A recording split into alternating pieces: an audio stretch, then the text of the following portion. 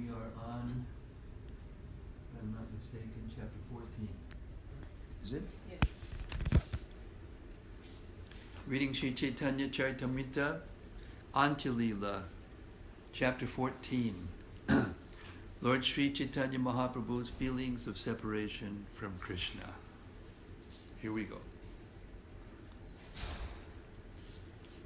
Krishna vichcheda vibrantya manasa bapushadiya yad yad vyatatagorangas talesha katyate duna. I shall now describe a very small portion of the activities performed by Sri Caitanya Mahaprabhu with his mind, intelligence, and body when he was bewildered by strong feelings of separation from Krishna. Jai Jai Sri Caitanya Jai Swayam Bhagavan Jai Jai Gaurachandra Bhakta Ganapran. All glories to Sri Caitanya Mahaprabhu, all the Supreme Personality of Godhead. All glories to Lord Gaurachandra, the life and soul of his devotees. All glories to Lord Nityananda, who is Sri Caitanya Mahaprabhu's very life. And all glories to Advaita Acharya, who is extremely dear to Sri Caitanya Mahaprabhu. All glories to Surup Damodar and all the other devotees headed by Srivas Thakur. Please give me the strength to describe the character of Sri Caitanya Mahaprabhu. Sri Caitanya Mahaprabhu's emotion of transcendental madness in separation from Krishna Sri Caitanya Mahaprabhu's emotion of transcendental madness in separation from Krishna is very deep and mysterious. Even though one is very advanced and learned, he cannot understand it. How can one describe unfathomable subject matters? It is possible only if Sri Caitanya Mahaprabhu gives him the capability. Swarup Damodar Goswami and Raghunath Das Goswami recorded all these transcendental activities of Sri Caitanya Mahaprabhu in their notebooks. Purport. Sri Caitanya Mahaprabhu's transcendental feelings of separation from Krishna and his consequent madness are not at all understandable by a person on the material platform. Nonetheless, a so-called party of devotees named Nadiya Nagari has sprung up and introduced the worship of Vishnu Priya. This certainly indicates their ignorance concerning Sri Caitanya Mahaprabhu's pastimes. In the opinion of Bhaktisiddhanta Saraswati Thakur, such worship is a product of the imagination. Many other methods of worshipping Chaitanya Mahaprabhu have also been introduced, but they have all been rejected by stalwart devotees like Bhaktivinoda Thakur. The groups practicing such unauthorized worship have been listed by Srila Bhaktivinoda Thakur: Aul, Baul, Kartabhaja, Nedha, Daravesha, Sani, Sahaja, Sakibeki, Smarta, Jatagoshai, Adivadi, Chudadari, Gauranganagari. Swarup Damodar Goswami and Raghunath Das Goswami witnessed Chaitanya Mahaprabhu's activities firsthand and recorded them in 2 notebooks. Therefore, without reference to these notebooks, one cannot understand the activities of Sri Caitanya Mahaprabhu. Anyone inventing some new method for worshipping Sri Caitanya Mahaprabhu is certainly unable to understand the Lord's pastimes, for he is bereft of the real process of approaching the Lord. Just for those of you who may not know about these things, I'll just pick out a couple of the names and give you kind of what they do, the basic quality of what makes them deviant from Chaitanya Mahaprabhu's philosophy. The Sakibeki, they are persons, mainly men, who dress in saris and pretend they're gopis. That's not in any shastra. There's a Jatagoshai who pretend to be Goswamis by birth because they were born into a family of Goswamis by birth. Gauranga Nagari, they put Lord Gauranga, Lord Chaitanya, in the center as the enjoyer, and they surround him by the gopis. But Lord Chaitanya came as a devotee, as the enjoyed by Krishna. So these are just, I mean, each one of them has many, many characteristics. I just give you an idea of the kind of things that go on in the name of followers, of being a follower of devotion, of Lord Chaitanya Mahaprabhu. So we should avoid these things like the plague. In those days, Swarup Damodar and Raghunath Das Goswami lived with Sri Caitanya Mahaprabhu, whereas all other commentators lived far away from him. Purport. Besides Swarup Damodar and Raghunath Das Goswami,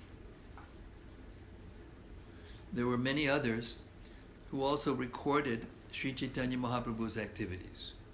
Srila Bhaktisiddhanta Saraswati Thakur believes that the people of the world would benefit greatly if such notes were available. It is a most unfortunate situation for human society that none of these notebooks is still extant. These two great personalities, Swarup Damodar and Raghunath Das Goswami, recorded the activities of Sri Caitanya Mahaprabhu moment by moment. They described these activities briefly as well as elaborately in their notebooks. Purport. For future reference, we should remember that Swarup Damodar Goswami recorded the pastimes briefly, whereas Raghunath Das Goswami recorded them elaborately. These two great personalities simply recorded the facts. They did not create any descriptive literary embellishments. This is why these books read so simple. The English is so simple, because it's just describing the activities as devotees are seeing them. Swarup Damodar wrote short notes, whereas Raghunath Das Goswami wrote elaborate descriptions. I shall now describe Sri Caitanya Mahaprabhu's activities more elaborately, as if fluffing out compressed cotton. Purport. Panjitika means further explanations of a subject. Writing such explanations is likened to the process of fluffing out cotton. Please hear faithfully this description of Chaitanya Mahaprabhu's ecstatic emotions.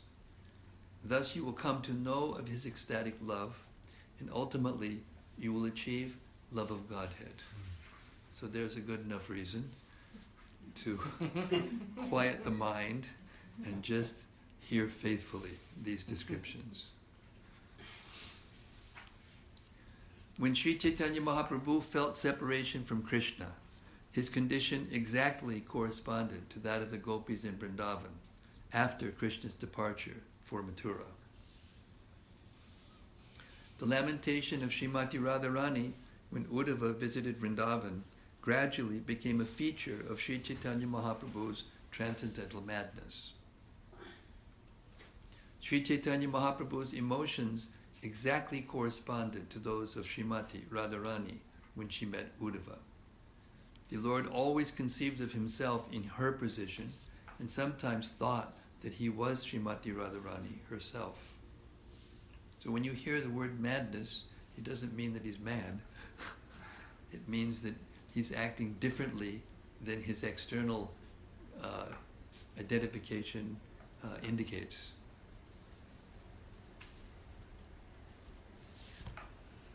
Srila Bhaktisiddhanta Saraswati Thakur explains that the purport of the word abhimana, or self-conception, is that Sri Caitanya Mahaprabhu thought himself to be in the position of Srimati Radharani and was always ready to render service, Krishna service, was always ready to render Krishna service in that way. So this is, in the very beginning of the Caitanya-caritamrta, this is described to be the most internal reason for Lord Chaitanya's, for Krishna's coming to this world in the form of Lord Chaitanya. And that was to taste what Radharani was feeling in her love for him and what he had that made her feel like that. And he tried, and he couldn't do it. So there was only one way he could do it, and that was to take Radharani's position. And that's Chaitanya Mahaprabhu. And as a side issue, or as a secondary issue, he came as a devotee to teach us how to be perfect devotees and to spread Krishna consciousness around the world, the holy name particularly, and to teach the spontaneous mood of pure devotional service in the mood of the residents of Vrindavan.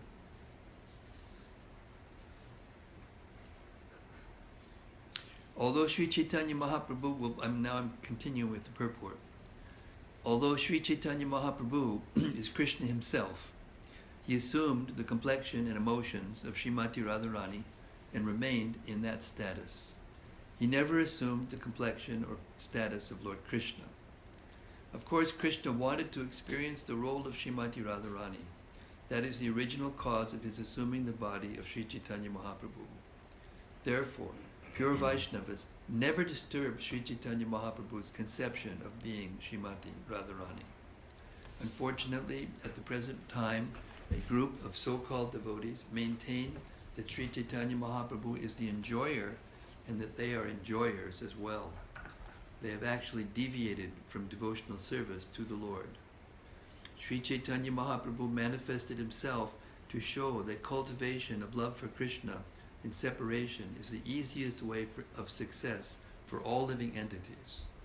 Despite this fact, there are some theosophists who declare that because Sri Caitanya Mahaprabhu is the Supreme Personality of Godhead, such cultivation is easy for him but difficult for the living entity, and that one can therefore approach Krishna in any way he likes. To nullify this idea, Sri Caitanya Mahaprabhu demonstrated practically how one can achieve love of Krishna by adopting Srimati Radharani's mood in separation from Krishna. Such is the state of transcendental madness. Why is it difficult to understand? When one is highly elevated in love of Krishna, he becomes transcendentally mad and talks like a madman. When the ecstatic emotion of enchantment gradually progresses, it becomes similar to bewilderment. Then one reaches the stage of astonishment, Vaichitri, which awakens transcendental madness. Udgurna and Chitrajalpa are two among the many divisions of transcendental madness. Purport. This is a quotation from Ujjvala Nilamani, Staibhav Prakarana, 174. One day, while he was resting, Sri Caitanya Mahaprabhu dreamed he saw Krishna performing his rasa dance. Sri Caitanya Mahaprabhu saw Lord Krishna standing with his beautiful body curved in three places, holding his flute to his lips. Wearing yellow garments and garlands of forest flowers, he was enchanting even to Cupid. The gopis were dancing in a circle, and in the middle of that circle, Krishna, the son of Maharaj Nanda, danced with Radharani.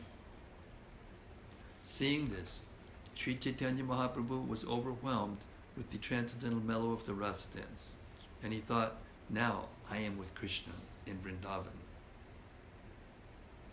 When Govinda saw that the Lord had not yet risen, he awakened him. Understanding that he had only been dreaming, the Lord was somewhat unhappy. Sri Caitanya Mahaprabhu performed his customary duties, and at the usual time he went to see Lord Jagannath in the temple. As he viewed Lord Jagannath from behind the Garuda column, hundreds and thousands of people in front of him were seeing the deity. Suddenly, a woman from Orissa, unable to see Lord Jagannath because of the crowd, climbed the column of Garuda, placing her foot on Sri Caitanya Mahaprabhu's shoulder. When he saw this, Chaitanya Mahaprabhu's personal servant, Govinda, hastily got her down from her position. Sri Caitanya Mahaprabhu, however, chastised him for this. Purport. Because Garuda is the carrier of Lord Vishnu, he is the supreme Vaishnava. Therefore, to touch his body with one's feet, or to climb the column of Garuda, is certainly a Vaishnava aparad, an offense to a Vaishnava. The woman was also offensive to Krishna by putting her foot on the shoulder of Sri Caitanya Mahaprabhu. Seeing all these offenses, Govinda very hastily made her get down. Sri Caitanya Mahaprabhu said to Govinda, "O Adivasya, uncivilized man, do not forbid this woman to climb the Garuda Stamba. Let her see Lord Jagannath to her satisfaction." Purport. For another explanation of the word Adivasya, refer to Antya-lila, chapter 10, verse 116. Translation. When the woman came to her senses, however, she quickly climbed back down to the ground, and seeing Sri Caitanya Mahaprabhu, immediately begged at his lotus feet for forgiveness. Seeing the woman's eagerness, Sri Caitanya Mahaprabhu said, "Lord Jagannath has not bestowed so much eagerness upon me." Purport. The woman was so eager to see Lord Jagannath that she forgot that she was offending the feet of a Vaishnava by climbing the column of Garuda. She also neglected to consider that by putting her foot on the shoulder of Sri Caitanya Mahaprabhu, she offended the Supreme Personality of Godhead. These are both grievous offenses that displeased the Supreme Lord and Vaishnavas. She was so eager to see Lord Jagannath, however, that she committed all these offenses obliviously. Sri Caitanya Mahaprabhu praised her eagerness. He regretted that Lord Jagannath had not bestowed such great eagerness upon him.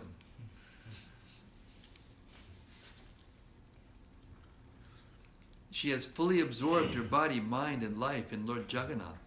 Therefore, she was unaware that she was putting her foot on my shoulder. Alas, how fortunate this woman is. I pray at her feet that she favor me with her great eagerness to see Lord Jagannath. And now we're getting into the difference between the rules and regulations and real love for Krishna. Just previously, Sri Caitanya Mahaprabhu had been seeing Lord Jagannath as Krishna, the son of Maharaj Nanda, in person. Becoming fully absorbed in that vision, Sri Caitanya Mahaprabhu had assumed the mood of the gopis, so much so that everywhere he looked, he saw Krishna standing with his flute to his lips. After seeing the woman, the Lord's external consciousness returned, and he saw the original deity forms of Lord Jagannath, Subhadra, and Lord Balaram. When he saw the deities, Lord Chaitanya thought he was seeing Krishna in Kurukshetra. He wondered, have I come to Kurukshetra? Where's Vrindavan? Lord Chaitanya grew very much agitated, like a person who has just lost a recently acquired jewel. Then he became very morose and returned home. Sri Caitanya Mahaprabhu sat down on the ground and began to mark it with his fingernails. He was blinded by tears, which flowed from his eyes like the Ganges. Sri Caitanya Mahaprabhu said, I found Krishna, the Lord of Vrindavan, but I've lost him again. Who has taken my Krishna? Where have I come? Purport. These are the feelings of Srimati Radharani. First, Lord Chaitanya felt that he had been taken to Vrindavan, where he saw Krishna's rasa dance with the gopis. Then he was brought to Kurukshetra to see Lord Jagannath, his sister Subhadra, and Lord Balaram. Sri Caitanya Mahaprabhu lost Vrindavan and Krishna, the master of Vrindavan. At this time, Chaitanya Mahaprabhu experienced Divyonmada, transcendental madness and separation from Krishna. At Kurukshetra, Krishna displays his opulence, whereas in Vrindavan, he is in his original position. Krishna never goes even a step away from Vrindavan. Therefore, Kurukshetra is less important for the gopis than Vrindavan. Although devotees who worship Krishna in opulence, his Vaikuntha aspect, may prefer to see Lord Krishna at Kurukshetra along with Subhadra and Balaram, the gopis want to see Krishna in Vrindavan, performing the rasa dance with Srimati Radharani. Sri Caitanya Mahaprabhu showed by practical example how one can cultivate the mood of Radharani and the other gopis in separation from Krishna. Devotees absorbed in this mood do not like to see Krishna anywhere else but Vrindavan. Therefore Sri Caitanya Mahaprabhu lamented, I found Krishna in Vrindavan, and now I have again lost him and come to Kurukshetra. Unless one is a very highly advanced devotee, he cannot understand these intricate feelings. The author of Sri Caitanya Mahaprabhu of Caitanya-caritamrta, however, has tried to explain this Divyonmada as far as possible, and it is our duty simply to appreciate it as far as possible. Therefore the author has made the following request in verse 11. Tate vishwasa kari shuna bhavira varana haibe bhavira jnana bhaiba premadana. My dear readers, simply try to hear this description with faith and love.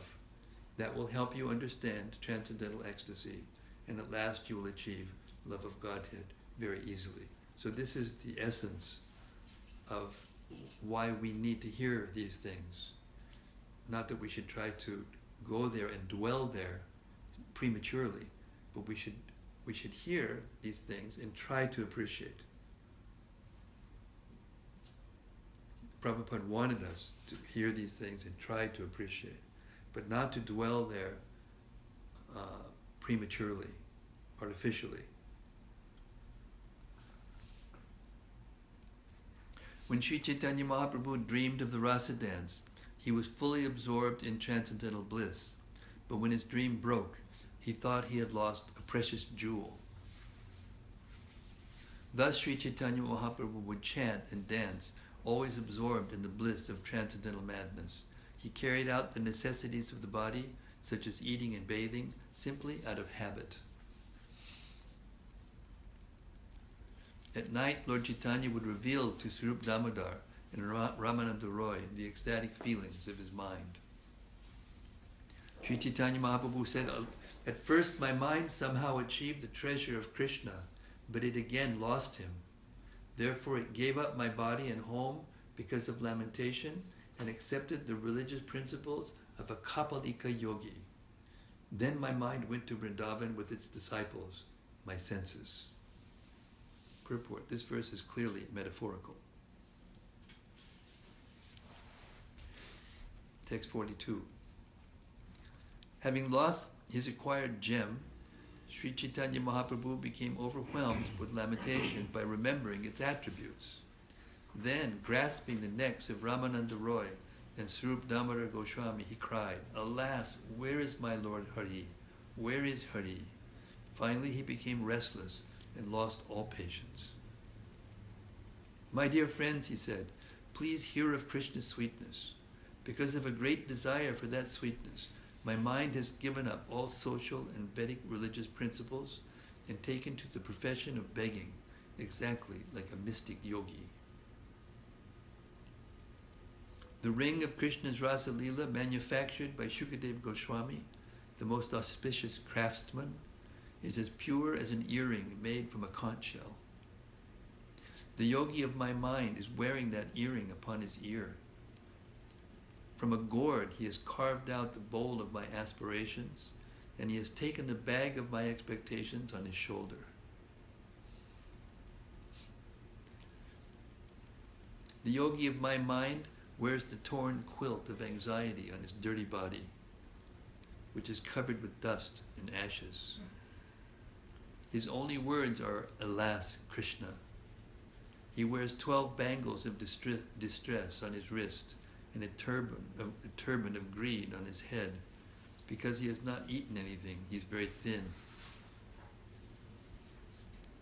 The great yogi of my mind always studies the poetry and discussions of Lord Krishna's Vrindavan pastimes. In Srimad Bhagavatam and other scriptures, great saintly yogis like Vyasadeva and Shukadev Goswami have described Lord Krishna as the super soul, beyond all material contamination. The mystic yogi of my mind has assumed the name Mahabaula and made disciples of my 10 senses. Thus my mind has gone to Vrindavan, leaving aside the home of my body and the great treasure of material enjoyment. Purport. Sri Caitanya Mahaprabhu compares his mind to one of the mystic yogis known as Baulas, who make at least 10 disciples. In Vrindavan, he goes from door to door begging alms with all his disciples. He begs from both the moving and the inert inhabitants, the citizens, the trees, and the creepers. In this way, he lives on fruits, roots, and leaves. The gopis of Brajabhumi always taste the nectar of Krishna's attributes: his beauty, his sweetness, his aroma, the sound of his flute, and the touch of his body. My mind's 5 disciples, the senses of perception, gather the remnants of that nectar from the gopis and bring them to the yogi of my mind. The senses maintain their lives by eating those remnants. There is a solitary garden where Krishna enjoys his pastimes, and in one corner of a pavilion in that garden, the yogi of my mind, along with his disciples, practices mystic yoga. Wanting to see Krishna directly, this yogi remains awake throughout the night, meditating on Krishna, who is the Supersoul, uncontaminated by the 3 modes of nature. When my mind lost the association of Krishna and could no longer see him, he became depressed and took up mystic yoga. In the void of separation from Krishna, he experienced 10 transcendental transformations. Agitated by these transformations, my mind fled, leaving my body, his place of residence, empty. Thus, I am completely in trance. Purport. In this verse, the outward activities of the Kapalika mendicants have been described, but not their actual life.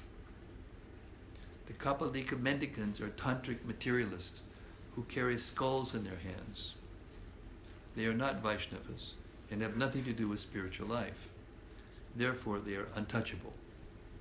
Only an outward comparison has been made between the mind and their activities, but their behavior should never be imitated. When the gopis felt separation from Krishna, they experienced 10 kinds of bodily transformations. These same symptoms appeared in the body of Sri Caitanya Mahaprabhu. The 10 bodily transformations resulting from separation from Krishna are anxiety, wakefulness, mental agitation, thinness, uncleanliness, talking like a madman, disease, madness, illusion, and death. Purport. This verse is part of a description of Srimati Radharani's different traits from Ujjvala Nilamani, Vipralamba Prakarana, by Srila Rupa Goswami. In this book, he elaborately explains the 10 symptoms as follows. Who is still with us? No one? Everybody that's still with us, raise your hand.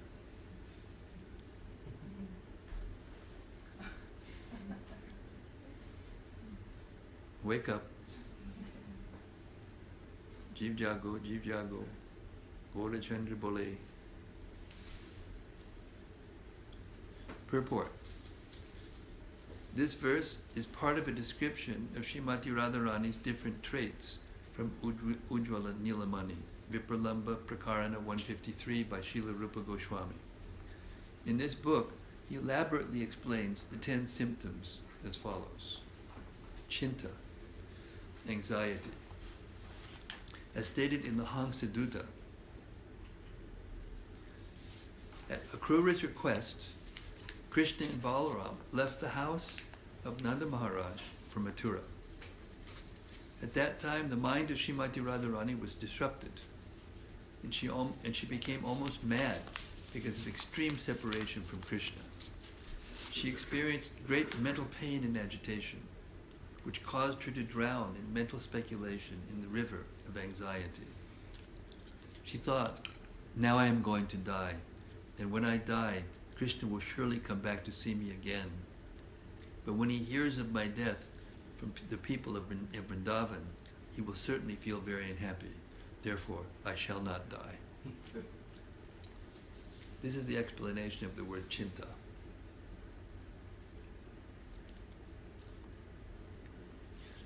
Jagara, wakefulness, as stated in the Padyavali.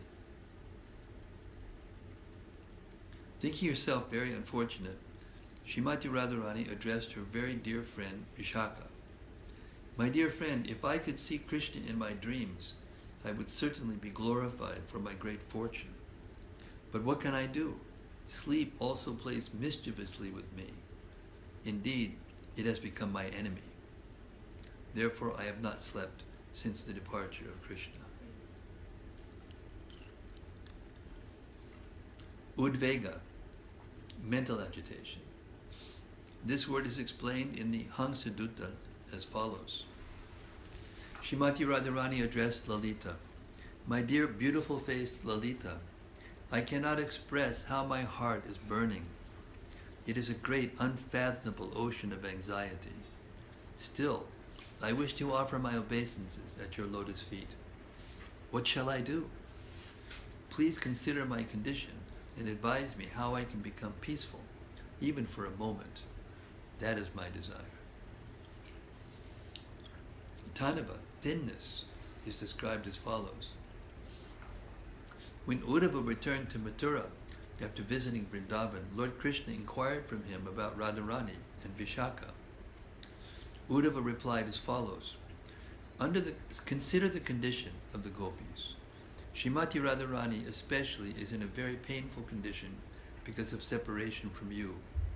She has grown skinny and her bodily luster is almost gone. Her heart is immersed in pain, and because she has given up eating, her breasts have become black as if diseased. Because of separation from you, all the gopis, especially Radharani, appear like dried up water holes under the scorching heat of the sun. Hare Krishna. Hare Krishna. Malini Angata, uncleanliness, is described as follows. Uddhava said to Krishna, O most auspicious Krishna, please hear me.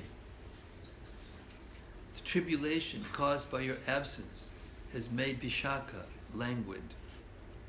Her lips tremble like trees in a strong wind. Her beautiful face is like a lotus flower that is withered under the snow, and her eyes are like lotus petals scorched by the heat of the autumn sun. Prajalpa, mad talking, is explained in the Lalita Madhava as follows. This is Srimati Radharani's lamentation for her beloved Krishna, who was away from home. A woman whose husband has left home and gone to a foreign land is called Proshita Bhartrika. Lamenting for Krishna in the same way that such a woman laments for her husband, Srimati Radharani said, My dear friend, where is the glory of the family of Maharaj Nanda, who wears a half-moon ornament on his head? Where is Krishna, whose hue is like that of the Indranila jewel, and who plays so nicely on his flute? Where is your friend, the best of all men, so expert in dancing in the circle of the rasa dance? Where is he who is the real medicine to save me from dying of heart disease? I must condemn Providence, for he has caused me so many tribulations by separating me from Krishna. Vyadhi, disease, is also described in the Lalita Madhava. Being greatly afflicted by the pain of separation from Krishna, Srimati Radharani said, My dear Lalita, kindly hear me. I cannot bear suffering the fever of separation from Krishna, nor can I explain it to you. It is something like gold melting in an earthen box. This fever produces more distress than poison, and it is more piercing than a thunderbolt. I suffer exactly like someone almost dead from cholera. To be giving me so much pain, this fever must be very strong indeed. Unmada, madness, is explained as follows. Uddhava said to Krishna, "My dear Krishna, all the gopis are so afflicted by your absence that they've become almost mad. O Murari, at home Srimati Radharani laughs unnecessarily and like a madwoman inquires about you from every entity without distinction, even from the stones. She rolls on the ground, unable to bear the agony of your absence." Moha, illusion, is explained as follows. Lalita wrote Krishna the following letter on Srimati Radharani's behalf. "My dear Krishna, Srimati Radharani has fallen unconscious on the ground. Her mind greatly agitated by her separation from you. O enemy of Kamsa, you have now become a first-class politician, and therefore you can supposedly give relief to everyone. Therefore, please consider the plight of Srimati Radharani, or very soon you will hear of her death. Maybe at that time you will lament, although now you are jubilant." Mrityu, death, is explained in the Hangsadutta. In the following letter, Lalita chastised Krishna for staying in Mathura. "Simply by dancing in the circle of the rasa dance, you attracted Srimati Radharani's love. Why are you now so indifferent to my dear friend Radharani? She is lying nearly unconscious, thinking of your pastimes. I shall determine whether she is alive by putting a cotton swab on her nostrils, and if she is still living, I shall chastise her."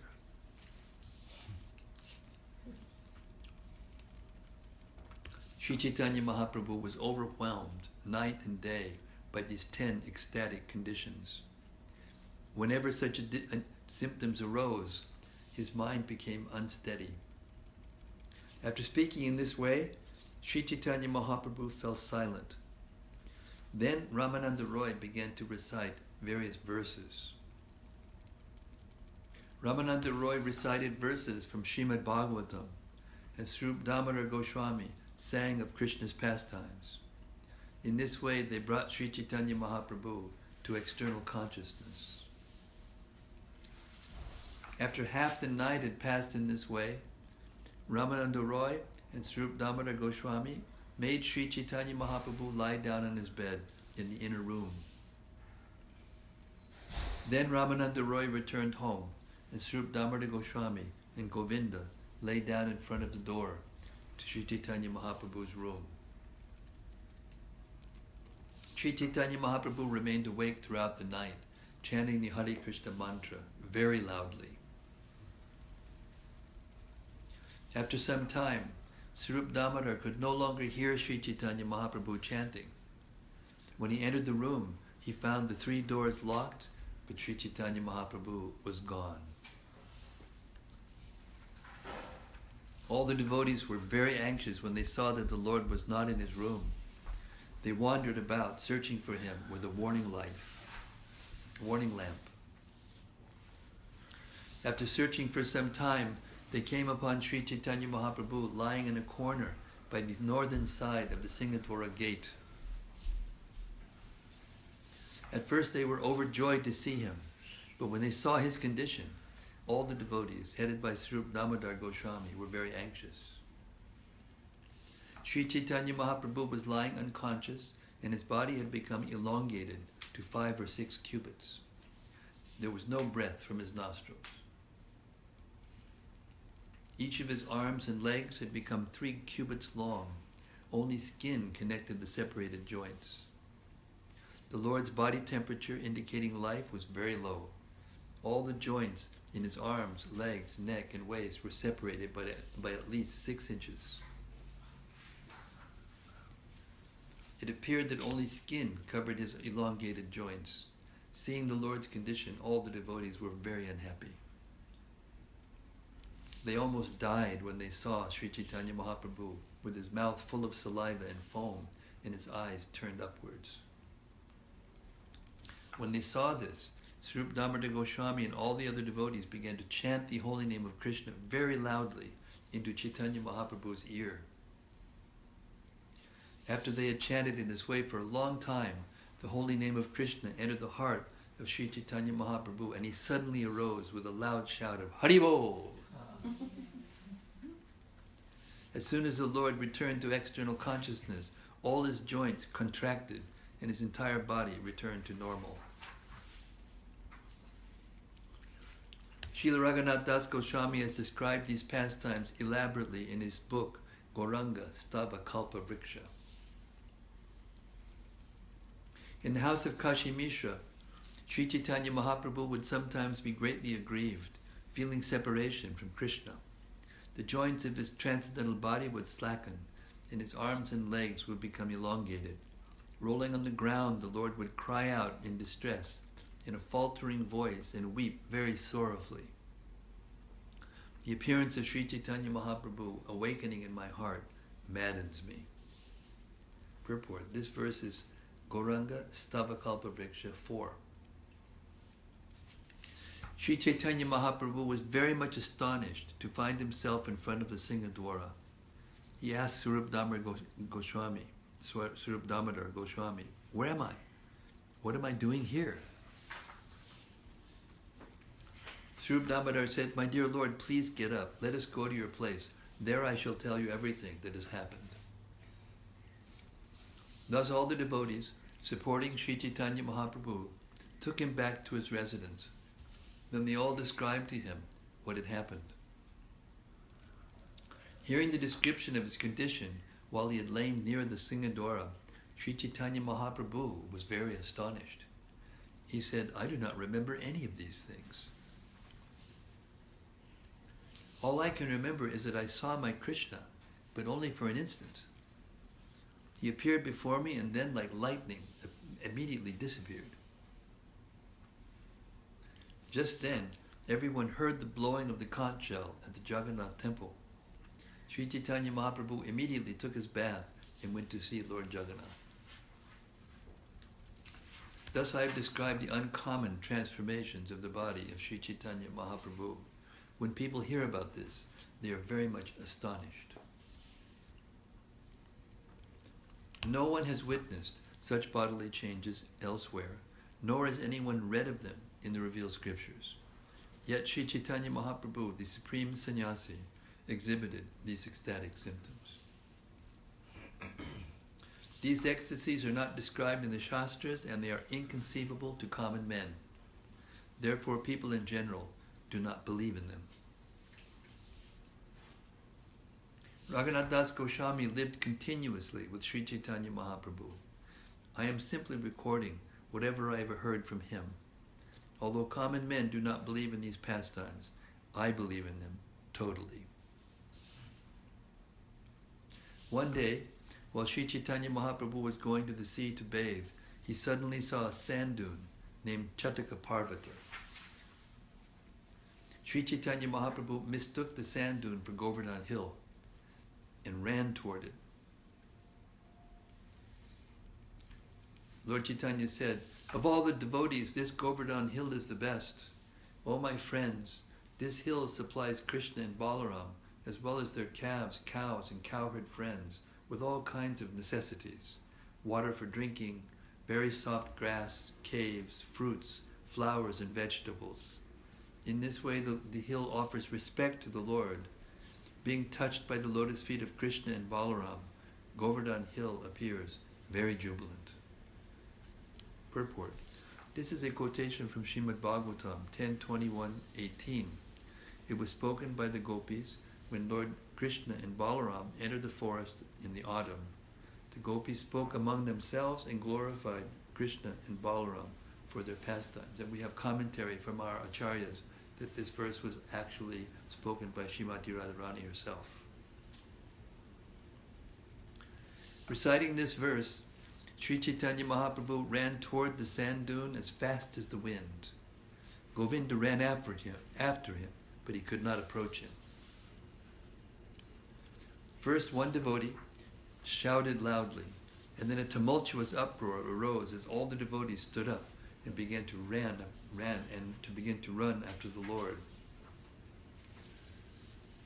Swarup Damodar Goswami, Jagadananda Pandit, Gadadhar Pandit, Ramai, Nandai, and Shankar Pandit were some of the devotees who ran after Sri Caitanya Mahaprabhu. Paramananda Puri and Brahmananda Bharati also went toward the beach, and Bhagavan Acharya, who was lame, followed them very slowly. Sri Caitanya Mahaprabhu was running at the speed of the wind, but he suddenly became stunned in ecstasy and lost all strength to proceed further. The flesh at each of his pores erupted like pimples, and his bodily hairs standing on end appeared like kadamba flowers. Blood and perspiration flowed incessantly from every pore of his body, and he could not speak a word, but simply produced a gargling sound within his throat. The Lord's eyes filled and overflooded with unlimited tears, like the Ganges and Yamuna meeting in the sea. His entire body faded to the color of a white conch shell, and then he began to quiver like the waves in the ocean. While quivering in this way, Sri Caitanya Mahaprabhu fell down on the ground. Then Govinda approached him. Govinda sprinkled water from a karanga water pot all over the Lord's body, and then taking his own outer garment, he began to fan Sri Caitanya Mahaprabhu.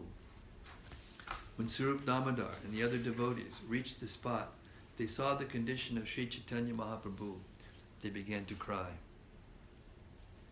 All 8 kinds of transcendental transformations were visible in the Lord's body. All the devotees were struck with wonder to see such a sight. Purport. The 8 ecstatic symptoms are the state of being stunned, perspiration, standing of the bodily hairs on end, faltering of the voice, trembling, fading of the body's color, tears, and devastation. The devotees loudly chanted the Hare Krishna mantra near Sri Caitanya Mahaprabhu and washed his body with cold water. After the devotees had been chanting for a long time, Sri Caitanya Mahaprabhu suddenly stood up and shouted, Haribol! When Sri Caitanya Mahaprabhu stood up, all the devotees loudly chanted, Hari, Hari, in great jubilation. The auspicious sound filled the air in all directions. Astonished, Sri Caitanya Mahaprabhu stood up and began looking here and there, trying to see something, but he could not catch sight of it. When Sri Caitanya Mahaprabhu saw all the devotees, he returned to partial external consciousness and spoke to Swarup Damodar. Sri Caitanya Mahaprabhu said, "Who has brought me here from Govardhan Hill? I was seeing Lord Krishna's pastimes, but now I cannot see them. Today I went from here to Govardhan Hill to find out if Krishna was tending his cows there. I saw Lord Krishna climbing Govardhan Hill and playing his flute, surrounded on all sides by grazing cows. Hearing the vibration of Krishna's flute, Srimati Radharani and all her gopi friends came there to meet him. They were all very nicely dressed. When Krishna and Srimati Radharani entered a cave together, the other gopis asked me to pick some flowers. Just then, all of you made a tumultuous sound and carried me from there to this place. Why have you brought me here, causing me unnecessary pain? I had a chance to see Krishna's pastimes, but I could not see them." Saying this, Sri Caitanya Mahaprabhu began to weep. When all the Vaishnavas saw the Lord's condition, they also wept. At that time, Paramananda Puri and Brahmananda Bharati arrived. Seeing them, Sri Caitanya Mahaprabhu became somewhat respectful. Sri Caitanya Mahaprabhu returned to complete external consciousness and immediately offered prayers to them. Then these 2 elderly gentlemen both embraced the Lord with loving affection. Sri Caitanya Mahaprabhu said to Puri Goswami and Brahmananda Bharati, "Why have the 2 of you come so far?" Puri Goswami replied, "Just to see your dancing." When he heard this, Sri Caitanya Mahaprabhu felt somewhat ashamed. Then he went to bathe in the sea with all the Vaishnavas. After bathing in the sea, Sri Caitanya Mahaprabhu returned to his residence with all the devotees. Then they all lunched on the remnants of food offered to Lord Jagannath. Thus I have described the transcendental ecstatic emotions of Sri Caitanya Mahaprabhu. Even Lord Brahma cannot describe their influence. In his book Gauranga Stava Kalpavriksha, Raghunath Das Goswami has very vividly described Sri Caitanya Mahaprabhu's pastime of running toward the Chataka Parvata sand dune.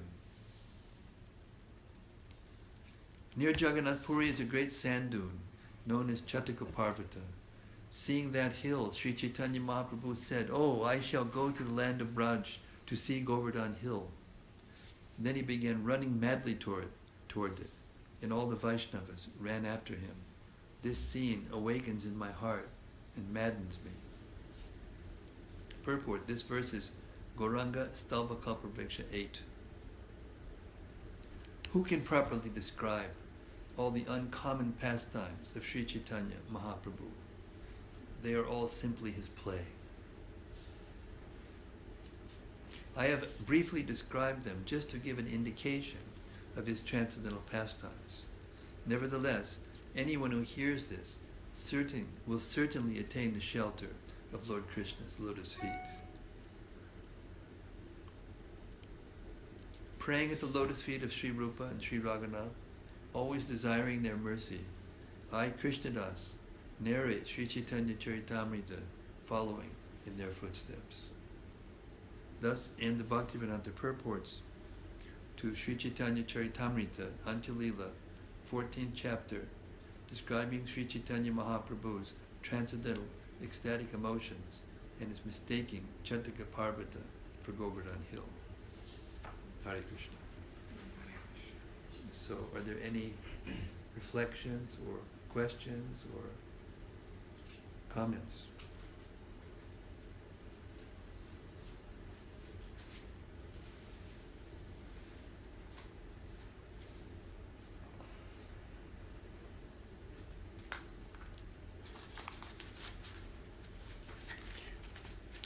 Yes, sir.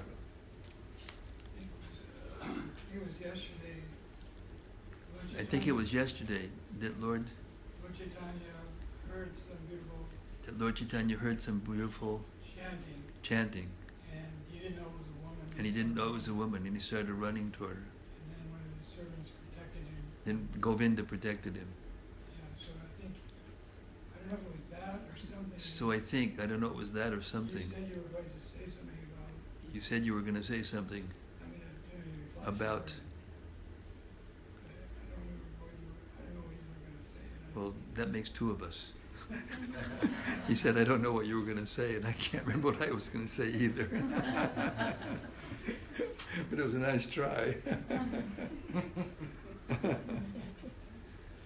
Oh, well, I guess what I was going to say, yes.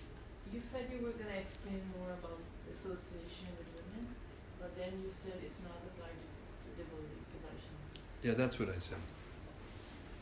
Thank you. She said, Kishori said, that I said I was going to say more about association with women, but then it doesn't apply to devotee women.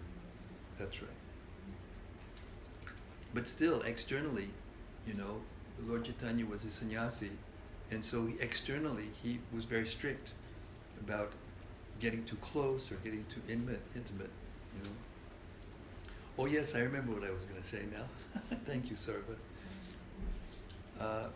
So when we hear these pastimes, and especially the descriptions of Sri Caitanya Mahaprabhu's austerities as a sannyasi, and how strict he was, not just about women, but also about taking any kind of comfort, physical comfort, we may think, well, what's Kesava Maharaj doing in his room, eating all those nice food that we give him, or or dressing in such, well, this is just simple cotton cloth, but whatever. He just lies in a bed very nice and comfortably, and he's got a computer. What's going on here? How can he be a sannyasi? I'm using that as an example. But we have to be very careful, because you know, Srila Prabhupada was a sannyasi, and he was a real sannyasi. Not that Chaitanya Mahaprabhu wasn't a real sannyasi. He was the real sannyasi. But Prabhupada, when he left his family, after being called by his spiritual master many times in dream, and resisting, and feeling terrified that he was going to have to leave his family, finally he submitted to his guru's call, and he left home and became renounced. Wasn't a sannyasi right at first. He went to Vrindavan, and he lived there with nothing. There's a little diary that he kept of his expenses, and they're heart-rending. You know, he just had just very little.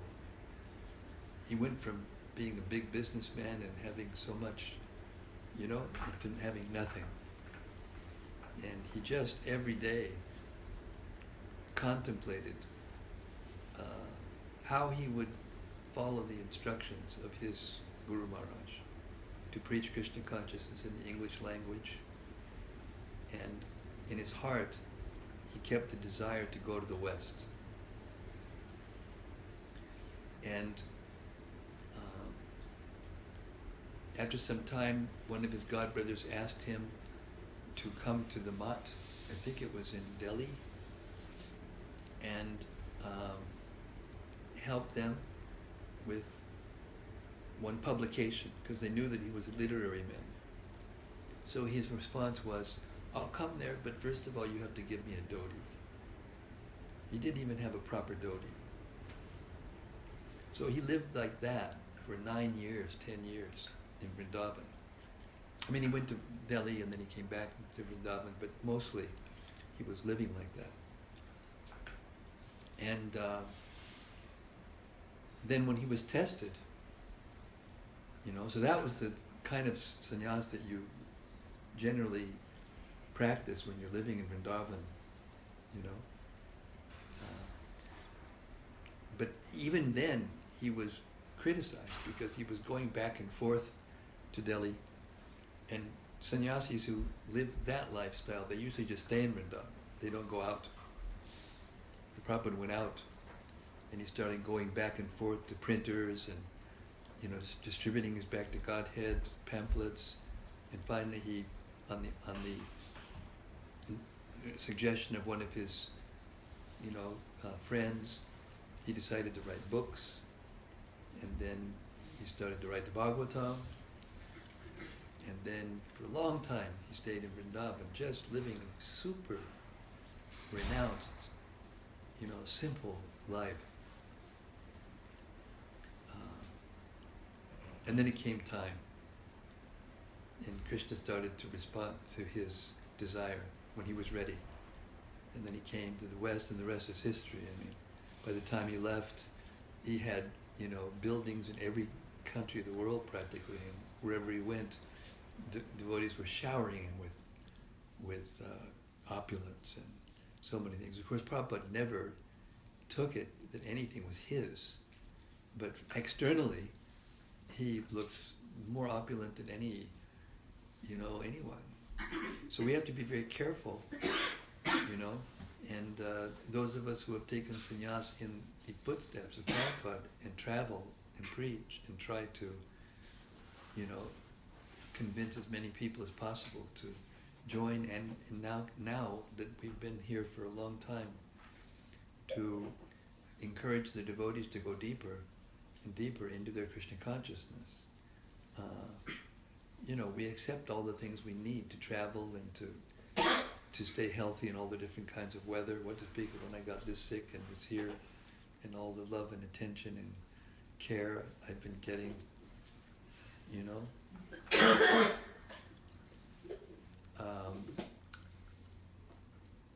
So we have to be careful when we hear these things from the Caitanya-caritamrta that we don't, you know, misapply them, even in to our own selves, and think that we can live that kind of life or do what Chaitanya Mahaprabhu did, and that's the perfection. He was unique. You know, it was described Prabhupada was describing that, nobody has ever displayed these symptoms in the material world. No one. And they're not even in Shastra. But this is the highest Shastra. So they are actually in Shastra. But that was Krishnadas Kaviraj Goswami's expression of the ecstasies of Lord Chaitanya. So as Krishnadas Kaviraj Goswami said, and Prabhupada also says in very many places, we're meant to hear these things with faith and love and without doubt. And if we keep hearing them like that, our hearts will become purified and qualified. And then we'll be able to understand. But until we're qualified, we won't be able to understand.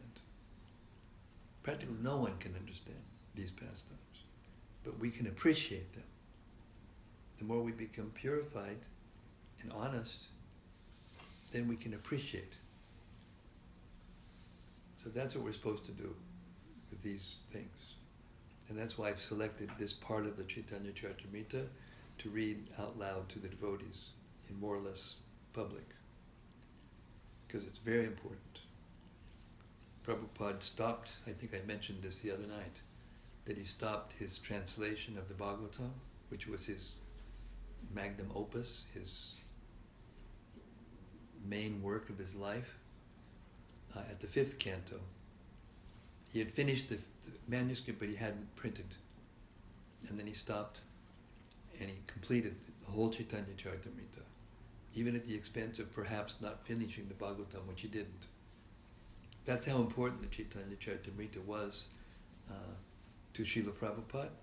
And when the books came out, he had us passing them out on the streets. It's inconceivable. This is Lord Chaitanya's mercy, coming through an actual pure devotee of Lord Chaitanya.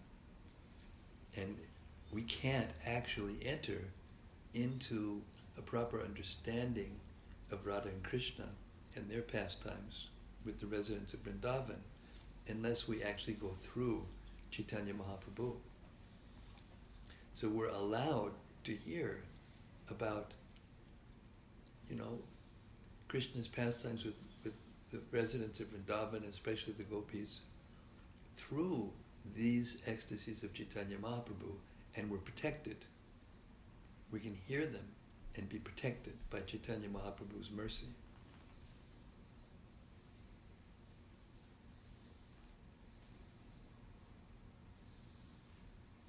So we're meant to cultivate a feeling of wanting to understand, cultivate the hankering, the yearning to become qualified, to be able to be with Krishna. That's the mission of Chaitanya Mahaprabhu. And that's the mercy of Chaitanya Mahaprabhu. We become eligible for his mercy by following in the footsteps of his pure devotees, and the personification of those of our previous acharyas, to us especially, is the example of Srila Prabhupada. So these books should become the pillar of our spiritual lives, to hear them and trying to appreciate them and try to understand them. And even if we don't, just to keep reading them and gradually, by doing that and by trying to explain them to others, whoever we meet. Everyone meets people in our day-to-day lives. Try to explain. Yes. I was appreciating Srila Prabhupada's erudition, especially that purport where he wrote about the 10 symptoms explained. And he was quoting from so many books and exact verses. He was explaining from one book. in that particular place. But yes, but there were verses from Ujjwala Nilamani describing the examples of the ecstatic symptoms being described. But those days when he was writing, he didn't have like computers who can search easily and get. Yeah, this is a very nice point. She's saying that she was appreciating very much Prabhupada's erudition and scholarship, and she was thinking that he didn't have all the kinds of things that we have now, like I'm reading from a computer and I can push a button and get all the verses that, we don't have a memory anymore, so now we've got this is our memory, and it's true. And there's one little story, little anecdote to prove your point. When the BBT first got the first computer, and this was quite cutting edge. In other words, that not that many people were using computers at that time for laying out. These were just computers to lay out the text. And so they're very proud. Prabhupada came to Los Angeles, and the BBT had moved from New York. They consolidated from New York and Boston, and they moved to Los Angeles, and then they got a building, and then they got this computer. And, they came and Prabhupada came and they brought Prabhupada to look at the computer, and he looked at it, and he said, "You Westerners need these things, but when I was in Vrindavan, all I had was a little typewriter and paper and pencil. That was it." And then he started talking about how the Goswamis in Vrindavan used to write with nothing on a not paper, leaves. Leaves, yeah, tarapatta. Leaves made into paper. And they would have a little quill made of feather or something, a little pot of ink, and a little piece of cloth to wipe up the regular ink. That was it.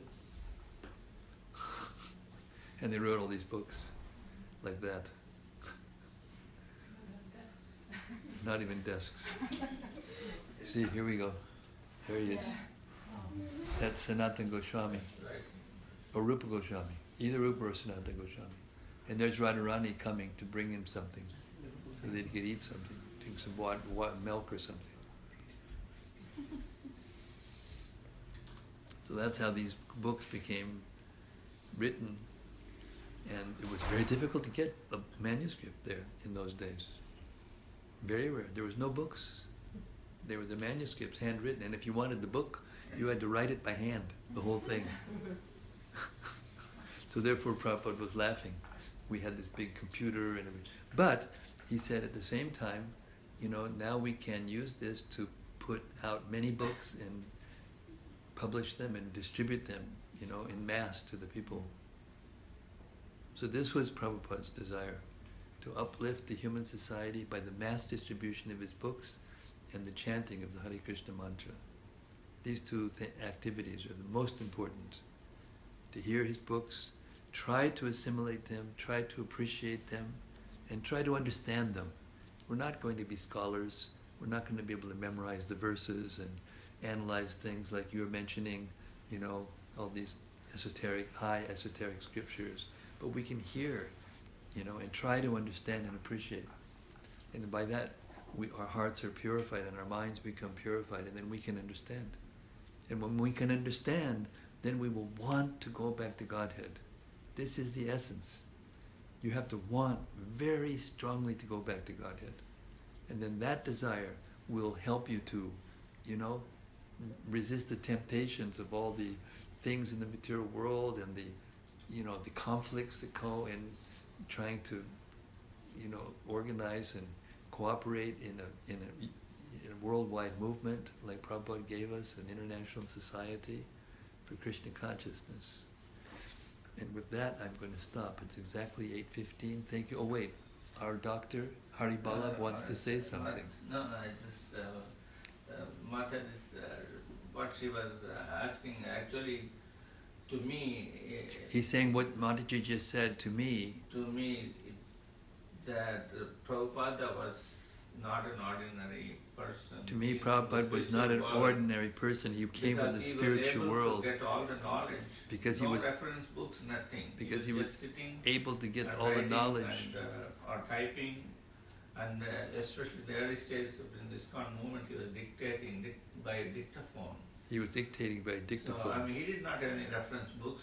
No, he had reference books. Correction. At that time? Oh yes. Okay. Oh yes. He had one book. It was Bhagavatam with the commentaries of Vishwanath and maybe Baladev. Anyway, I can't remember exactly the number. He had all these books, Kathapanishad, Padma Purana, all these. No, he didn't have them physically. He didn't have them physically. No, not in the beginning. But still, I mean, he was quoting them, and with so many verses he was quoting from all these, so many scriptures. Yes, yes. That proves beyond any doubt that he was actually. Our Dr. Haile Balaban is saying that proves by any doubt of his spiritual qualification and position, basically. That's a fact. Yes. And with that authoritative statement about Srila Prabhupada, we will close our nightly hearing of Sri Caitanya-caritamrta. Thank you all for coming. It's been delightful, and it will be continually delightful. We've only got, 5 more chapters. Hare Krishna. Hare Krishna. And in the last chapter, we will hear Chaitanya Mahaprabhu comment on his own work. He only wrote 8 verses, Shikshastaka, and we'll hear him commenting on his own Shikshastaka at the end. Hare Krishna. Srila Prabhupada ki jai. Sri Caitanya-caritamrta ki jai. Sri Chaitanya Mahaprabhu ki jai. Raghunath Das Goswami ki jai. Sri Rup Damodar Goswami ki jai. Samaveda Bhakta Vrinda ki jai. Hare Krishna. Hare Krishna. Thank you.